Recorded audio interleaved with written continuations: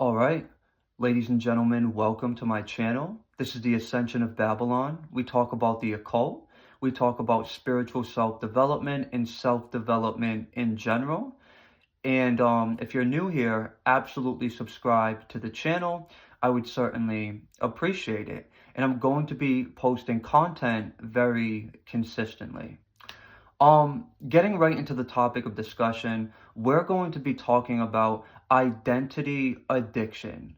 This is an addiction that a majority of the human species has and is completely unconscious of.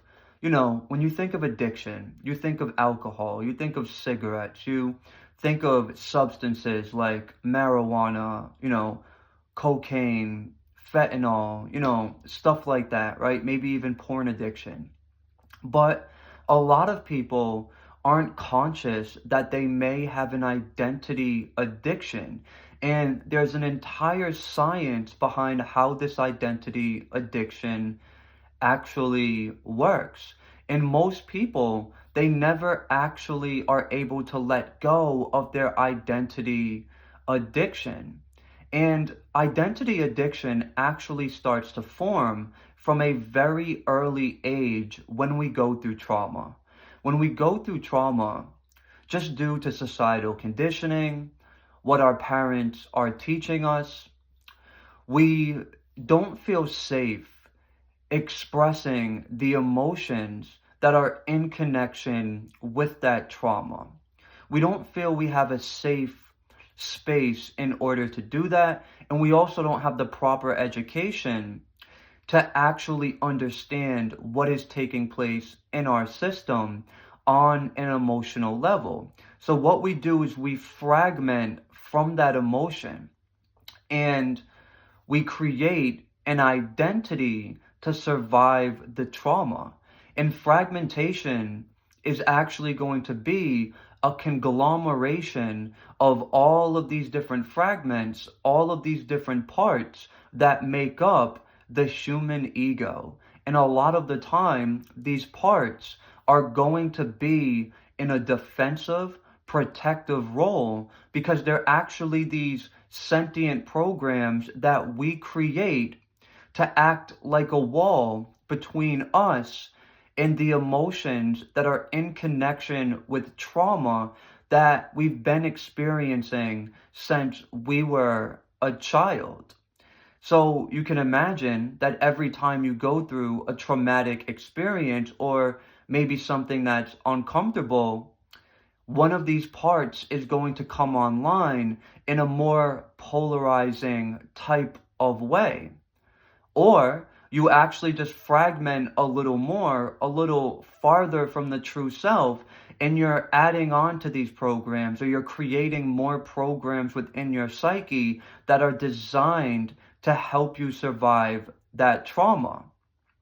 And oftentimes these programs will take the form of sub-personalities within your psyche, and they will take the form of identities that we kind of latch onto because they give us a sense of safety. Let me give you an example of what I'm saying. So let's say you're the CEO of a company. You worked very hard to get to where you are, and now you kind of wear that as like a badge of honor. You're very proud of this position that you have, and you have control over other people. And it kind of becomes an identity. I'm the big boss. I own this company, etc., etc. Well, maybe you excelled into this role as a CEO, and you're very attached to that as an identity because as a child, you never actually had control over your reality. Maybe your parents, they did the controlling to an extent to where it was absolutely traumatizing and you weren't even allowed to express that to them because maybe they would view it as being disrespectful or inappropriate, or maybe you would get punished in some way if you were to voice how you felt about your parents' very controlling behaviors that made you feel like you have no control. So from here, what you did over time is you started to develop a protective, defensive identity to help you survive these emotions that you were, or excuse me, to help you survive the trauma that comes with emotions that you were not able to express. So now you kind of move into this position as CEO, and you wear this as an identity as if it's you, when it's not actually you. It's not actually who and what you are. It's just a position that you've chosen to play. It's what you do as an occupation, but what you do might not be in resonance with what you are. And this is actually a state that a majority of people live in today, where what they're doing in their lives is not actually in resonance with their true beingness, if you want to call it that. Meaning, in resonance with what they are at a core level. And this is because they went through that fragmentation from a young age to where they had to separate from who and what they actually were, creating all these, identities and different protective programs within the psyche that they now filter their reality through. Now, this identity gives you a dopamine release, meaning being that person is giving you this dopamine release within your body that is helping you bypass what you feel underneath the surface. So what were you feeling when your parents were being very controlling towards you and telling you essentially that you can't express how you feel about it? You can't be yourself and have your own opinion. Maybe you were very angry. Maybe you were very anxious. Maybe you were very afraid. And because you never processed any of those emotions, they're still there, right underneath the surface of that identity that you had to construct to have this false sense of safety. And it's a false sense of safety because even though you think you feel safe and you're getting this dopamine release, that this part of you that has taken the form of an identity very strategically knows how to release in the body, once again, underneath the surface of that, you do not feel safe and you do not feel happy. You are feeling very angry. You're feeling fear. There's confusion. There's all these negative emotions that you have not processed because you've created this identity and you have this identity in place. And then in your childhood years, in your teenage years, there were other identities that came before this identity. So different parts of us can kind of swap out at different periods of our life experience, and there could be slightly different identities that, these parts will take the form of to keep us safe from what's going on underneath the surface, but they're usually protecting us from the same wounds. And they operate in a very similar way. There's going to be perceptions, ways of thinking, and belief systems that these parts that can take the form of identities have, and all of this is used as a defensive protective program to keep those emotions kind of stuffed away inside our system. But here's the catch. This might seem like a good thing, but it's not necessarily a good thing because that emotional resonance is going to create realities that are externalized projections and physical representations of those emotions. So if you're suppressing anger, you're going to see that in your reality whether you know it's there or not. If you're suppressing fear, you're going to create experiences that are physical representations of that, and they're actually self-created triggers meant to bring up that fear from your system. So even though you've created an identity around these different emotions, those energies are still going to manifest whether you like it or not, and they're actually meant to manifest to help you process them.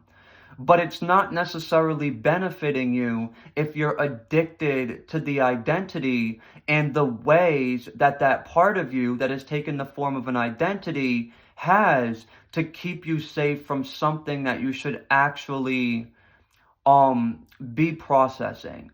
So that's just an example. But most people in our society today have an identity addiction, and people can have, different ways of filtering their experience through this identity. But a majority of people on our planet today absolutely have this addiction. They have this identity. It gives them a dopamine release, being that person that they think they are, but it's not actually who they are. And the dopamine release is a strategic response from the part of them that has taken the form of an identity meant to keep them away from what's actually going on underneath the surface that once again is going to manifest anyway, even though they've shelled themselves away from it and have actually, in a sense, disassociated their body from their mind. So, I'm certainly a person that's experienced identity addictions. And, I've went through different layers of working through this addiction. So I'm going to give you some personal examples. So when I was in the streets backing up a little bit, actually, for those of you who don't know, I was a gang member. I was in the streets for a long time. Since I was a teenager, I was a violent criminal. Before I went to adult jail and prison, I was in juvenile jail, or what we call juvenile lockup. I was always fighting with other kids. Other kids were fighting with me. When I would get out of those places, I would go right to the streets, and I was involved in a lot of very dangerous behaviors and things of that nature. And I created this identity starting from early childhood, but then moving into my teenage years. I started to create this really thick shell around myself, an identity shell, and that was, I'm a gangster, I'm gonna hurt you, I'm gonna fuck you up, don't cross me, and we won't have a problem. That was the identity that I was creating, but it was actually to keep me away from the fact that I was really afraid. Of course, I was also really angry. I was really anxious. I had this abandonment wound that was in my system as well, that came with all of these other emotions that I was heavily in avoidance too.